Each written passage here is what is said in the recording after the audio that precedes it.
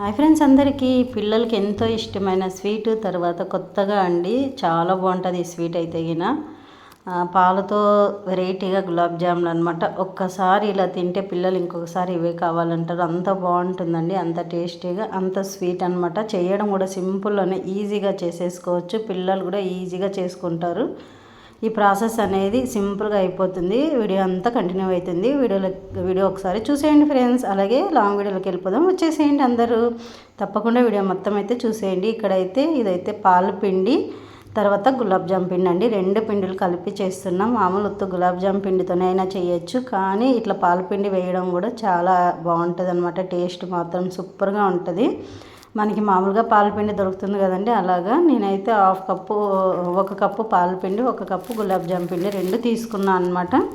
ఇదైతే ఇలా చేసుకోవడం వల్ల చాలా బాగుంటుందండి, కొత్త టేస్ట్ వస్తుంది అన్నమాట. మామూలుగా మనం గులాబ్ జామ్ తింటే ఇది ఇంకొక రకంగా టేస్ట్ వస్తుంది. అందుకోసం పిల్లలు అయితే ఇష్టంగా తింటారు, చాలా బాగుంటుంది. అందులోకి వచ్చేసి కొద్దిగా నెయ్యి అయితే వేసేసుకోవాలన్నమాట. నెయ్యి వేసేసుకొని అంత బాగా కలుపుకోవాలండి పిండి అంతాను. చూడండి ఇలాగా చాలా బాగుంటుందండి. టేస్ట్ మాత్రం అట్లా వెన్నెలా కరిగిపోతాయి అన్నమాట, అంత టేస్ట్ ఉంటుంది. పాలపిండి పిల్లలకి ఇష్టమే కదా, ఒక మంచి స్మెల్, తర్వాత మంచి బాగుంటుంది కదా టేస్ట్ కూడా, అందుకోసం ఇష్టంగా తింటారు పిల్లలైతే. ఇంకా ఇప్పుడు ఇలా అయితే మనం కొన్ని వాటర్ వేసుకుంటూ మనం చపాతీ ముద్దలాగా తడుపుకోవాలండి. ఇలా చూడండి, ఇప్పుడు కొద్దిగా నెయ్యి అయితే వేసుకోవాలన్నమాట. ఇలా తడుపుకొని మనం పక్కన ఒక 5 నిమిషాలు, అంతే, ఎక్కువ నానబెట్టాల్సిన పని కూడా లేదండి. ఇది ఒక 5 నిమిషాలు అనమాట, అంతే. ఇలా చేసుకున్నామంటే ఈజీగా చిన్న పిల్లలు కూడా, మనకి ఇంట్లో పిల్లలు కూడా ఈజీగా ఈ స్వీట్ అయితే చేసేసుకొని తింటారనమాట. మనమే చేసేయాలనేది కూడా ఏమి ఉండదండి. అందుకోసం ఒకసారి మీ ముందుకు కూడా తెస్తామనేసి నేనైతే చేశాను. చాలా బాగా వచ్చిందనమాట, పిల్లలు కూడా చాలా బాగా నచ్చింది. ఇలా కొత్తగా మనకి మామూలుగా గులాబ్ జామ్ కాకుండా ఇలా పాలతో గులాబ్ జామ్ అనమాట. ఇంక ఇప్పుడు వచ్చేసి ఇలా అంతా తడుపుకొని చూడండి, చపాతీ ముద్దలాగా అయింది కదండి.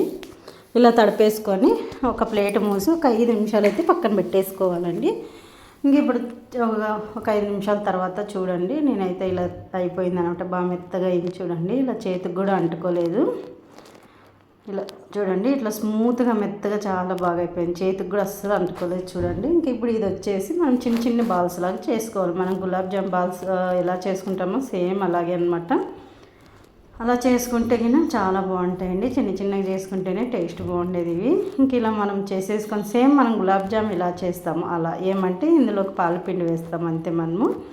ఇంక ఇట్లా మొత్తం అన్నీ ఇలా బాల్స్ లాగా అయితే రెడీ చేసేసుకున్నాను అనమాట. నేను ఇలా రెడీ చేసేసుకొని ఇంక ఇక్కడైతే ఒక గిన్నె తీసుకున్నా అండి. ఇది వచ్చేసి మనకి పాకు పట్టుకోవడానికి చక్కెర అనమాట.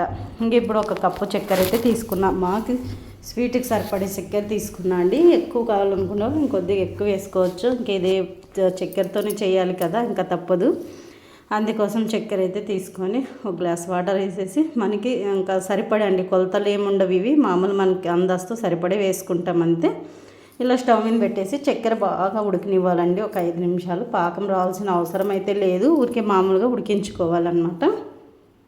ఇలా చూడండి, బాగా ఉడికిపోయింది. ఇలా ఉడికేటప్పుడు మనకి బాగుంటుంది అనమాట. ఇక్కడ చూడండి, మనకి తీగ పాకము అలా అంతా ఏం లేదండి, ఊరికనే ఉడికించుకోవడం అంతే. ఇలా అయిన తర్వాత దీంట్లో కొంచెం వచ్చేసి యాలక్కి పొడి వేయాలన్నమాట. ఇక్కడైతే నేను దంచేసి పెట్టుకున్నాను, అందుకోసం యాలక్కి పొడి అయితే వేసేసాను ఇక్కడ. ఇంకా వేసి కొద్దిగా అలా ఉడికినిస్తే ఆ స్మెల్, యాలక్ స్మెల్ చాలా బాగుంటుంది కదండి, అందుకోసం అయితే అలా వేసేసాం. టేస్ట్ కూడా చాలా బాగుంటుంది కదా. ఇంకా తర్వాత మనం పాలు గులాబ్ జామ్ అన్నాం కదండి, ఇక్కడైతే మరి పాలు కూడా గట్టి పాలు తీసుకొని బాగా మరగబెట్టుకోవాలి ఒక 5 నిమిషాలు. ఈ పాలు కూడా ఇంకా ఇలా చూడండి బాగా ఉడుకుతూ ఉన్నాయి కదా, అవి కూడా ఒక పక్క ఉడికిపోతూ ఉన్నాయి అన్నమాట. ఇంకా సరే, ఇంకా అవి ఉడుకుతుంటాయి. ఇక్కడ పాకం రెడీ చేసుకున్నాము. ఇంకా తర్వాత ఇక్కడ వచ్చేసి మనం ఇప్పుడు ఒక గులాబ్ జామ్ ఉంటలన్నీ రెడీ చేసుకున్నాం కదండి, అవి డీప్ ఫ్రై చేసుకోవడానికి ఆయిల్ అయితే వేసేస్తున్నా. ఇంక ఇలా ఆయిల్ వేసేసుకొని, ఆయిల్ వేడెక్కిన తర్వాత మనకి అన్నీ, ఇంకా ఇప్పుడు గులాబ్ జామ్ ఉంట్లన్నీ వేసేసుకొని డీప్ ఫ్రై అయితే చేసుకోవాలి. చిన్న పిల్లలు కూడా అండి ఇష్టంగా తింటారనమాట ఇవి. చిన్న పిల్లలు కూడా తినచ్చు, ఏం ప్రాబ్లం లేదు కదండి. గులాబ్ జామ్ పాలపిండే కదా వాడిండేది మనము.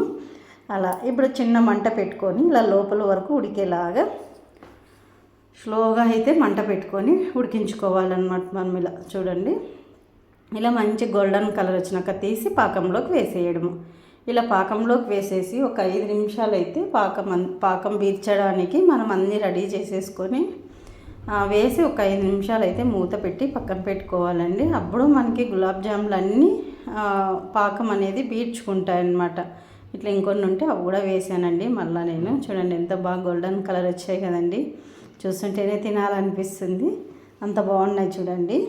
అందుకోసం ఇలా పిల్లలకి ఒక్కసారి ట్రై చేసి పెట్టండి. అలాగే మన ఛానల్లో ఇంక ఇట్లా వీడియోస్ అన్నీ కూడా చాలా ఉన్నాయండి, ఒకసారి చూడండి. మీకు ఏ వంట నచ్చితే అది ఒక్కసారి ట్రై చేసి చూసి కామెంట్ బాక్స్లో అయితే చెప్పండి. ఇంకా ఇప్పుడు ఇక్కడైతే మళ్ళీ నేను ఇంకా మిగతావన్నీ వేసేసుకున్నా అండి. వేసేసి ఒక ప్లేట్ మూసి పెట్టేసి ఒక 5 నిమిషాలు పక్కనైతే పెట్టేస్తున్నాను. అన్నీ కలుపుతూ ఉన్నాను.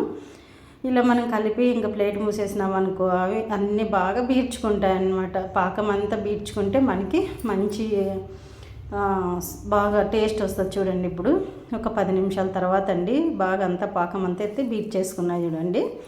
ఇప్పుడు ఇలా బీర్చిన తర్వాత మనం పక్కన పెట్టేసుకున్నాం. ఇవి ఇంకా చాలా బాగుంటుంది. ఇలా కూడా తినేయచ్చండి, ఇలా తిన్నా కూడా బాగుంటుంది. కానీ నేనైతే ఇంకా పాలు కాబట్టి ఇలా పాలు వేయడానికి మరి నేనైతే ఇక్కడ తీసుకున్నాను అనమాట. పాలు కూడా మనకు చల్లారాయి.